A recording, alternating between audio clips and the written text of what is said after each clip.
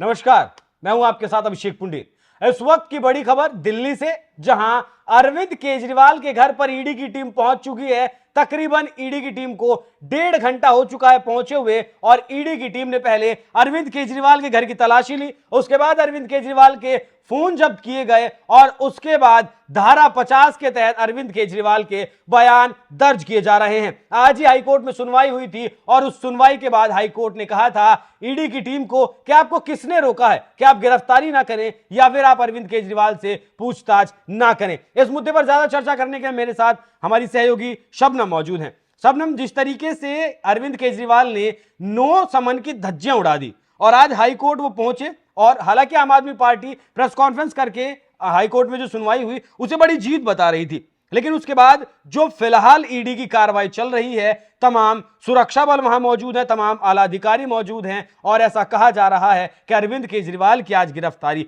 हो सकती है। जी अभिषेक, बिल्कुल इस मामले में अरविंद जैसे भी कयास लगाए जा रहे हैं। ईडी पहुंच चुकी है, पूछताछ चल रही है, और अंदर ईडी अधिकारियों ने पूरे घर के फोन अपने कब्जे में ले लिए हैं। तलाशी ली जा रही है घर की, तो उससे तो साफ जाहिर है, अभी ये कयास लगाए जा रहे हैं कि केजरीवाल को गिरफ्तार किया जा सकता है। और इसी बीच आपके बड़े बड़े नेता केजरीवाल के घर के बाहर पहुंच चुके हैं। वहीं आतिशी ने तो आरोप लगा दिया है कि साजिशन केजरीवाल के घर ईडी पहुंची है, क्योंकि कोर्ट का फैसला आया, अभी देरी हुई नहीं कि ईडी को इतनी क्या जल्दी थी कि उन्हें तुरंत केजरीवाल के घर छापा मारना पड़ा, केजरीवाल को गिरफ्तार करने की साजिश रचनी पड़ी। इसी के साथ सौरभ भारद्वाज भी पहुंचे। हालांकि सौरभ भारद्वाज ने ईडी अधिकारियों के साथ बहुत ज्यादती की, अंदर जाने के लिए जबरन वो घुसने की कोशिश कर रहे थे, लेकिन सौरभ भारद्वाज को अंदर घुसने नहीं दिया गया। उन्होंने भी आरोप लगाया कि ईडी रेड मारने आई है और केजरीवाल को साजिश के तहत गिरफ्तार करने की पूरी रणनीति है। तो जी ये बताइए, अभी पिछले हफ्ते, अभी कुछ दिन पहले ही जो है के कविता की गिरफ्तारी ईडी ने की, जो केसीआर की बेटी हैं के कविता, और जो साउथ लॉबी का जिक्र है, और आप लंबे वक्त से केजरीवाल को कवर करती आ रही हैं, और जो साउथ लॉबी है उसे 100 करोड़ रुपए की जो रिश्वत है वो लेने की बात सामने आई। वादा माफ गवाह भी जो है के कविता बन गई। उसके बाद जिस तरीके से ईडी ने हिम्मत जुटाई है, क्या अब ईडी के पास आकर जो है वो सबूत हैं जिसके बाद केजरीवाल को गिरफ्तार किया जा सके?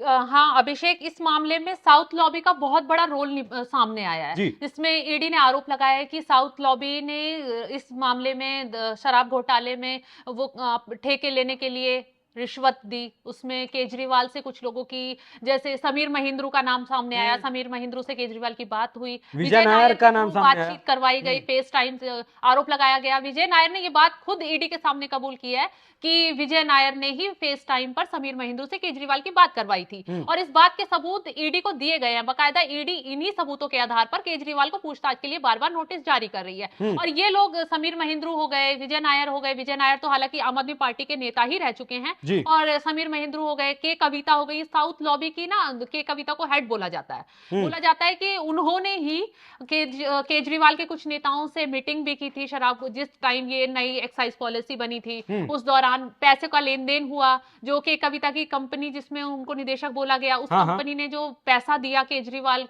ये आम आदमी पार्टी के कुछ नेताओं को पैसा पहुंचाया। तो आरोप यही लगा कि कुल मिलाकर कि साउथ लॉबी ने पैसा पहुंचाया, आम आदमी पार्टी ने वो पैसा लिया, केजरीवाल के बीच में बातचीत हुई। तो इन्हीं बातचीत को लेकर ईडी केजरीवाल से पूछताछ करना चाहती है। जिस तरीके से अभी आम आदमी पार्टी के जो आला कमान है, आला जो अधिकारी, आला जो नेता हैं, उन्होंने अब कहा है, जो कार्यकर्ता हैं, आम जो कार्यकर्ता हैं, एमएलए हैं, एमपी हैं, उन्हें कहा है कि वो ज्यादा से ज्यादा संख्या में पार्टी कार्यालय पहुंचे। तो अब जो है केजरीवाल की अगर गिरफ्तारी होती है, अभी तक नहीं हुई है, अगर केजरीवाल की गिरफ्तारी होती है तो फिर आम आदमी पार्टी का क्या कदम होगा, क्या स्टैंड रहेगा? क्योंकि सुप्रीम कोर्ट वो पहुंच चुके हैं। सुप्रीम कोर्ट में जो है तुरंत सुनवाई का वो भी बताइएगा। हालांकि बार बार जैसे ही ईडी नोटिस भेजती है तो केजरीवाल बार बार हाईकोर्ट पहुंच रहे थे। हाईकोर्ट ने साफ कर दिया कि अगर आपको इतनी दिक्कत हो रही है तो आप ईडी के सामने पेश क्यों नहीं हो जाते। अगर आपको इतना भरोसा है कि आपने अपराध नहीं किया है और आपके खिलाफ नोटिस गैर कानूनी है, तो आप ईडी का सामना कीजिए, ईडी के सवालों का जवाब दीजिए। आपको साफ हो जाएगा कि वो आपको गवाह के तौर पर बुला रही है या अपराधी के तौर पर। अगर आप बचने की कोशिश कर रहे हैं तो दाल में कुछ काला है। तो कोर्ट ने साफ कह दिया कि इस बार तो आपको राहत नहीं मिलेगी, और ईडी तुरंत अब वहां पहुंच गई। तो अब आम आदमी के पार्टी के नेता सुप्रीम कोर्ट पहुंच रहे हैं, वहां तुरंत सुनवाई की मांग कर रहे हैं। अब हर बार तो कोर्ट ऐसा नहीं करेगा कि आपके लिए रात को कोर्ट खोलेगा, बिल्कुल नहीं।